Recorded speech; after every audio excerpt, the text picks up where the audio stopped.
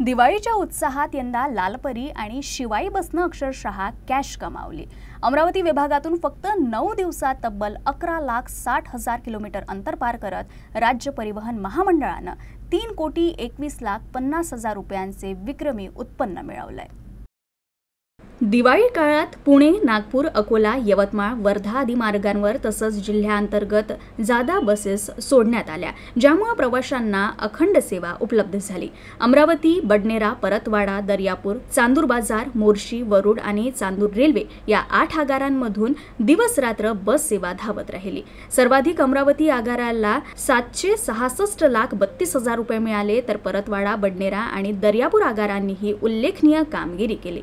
महत्त्वाचं म्हणजे महिलांच्या प्रवासात 40% वाढ झाली असून 50% सवलतीमुळे महिला प्रवासी अधिक प्रमाणात एसटी सेवेकडे आकर्षित झाल्या। यंदा 8.88% प्रति किलोमीटर उत्पन्न वाढ आणि गतवर्षीच्या तुलनेत तब्बल 30% अधिक कमाई नोंदवल्या गेली आहे। प्रवाशांचा उत्स्फूर्त प्रतिसाद आणि नव्या लालपरी शिवाई बस सेवेमुळे यंदाची दिवाळी लक्ष्मी समान ठरली, असं अमरावती विभाग नियंत्रक निलेश बेलसरे यांनी सांगितलं।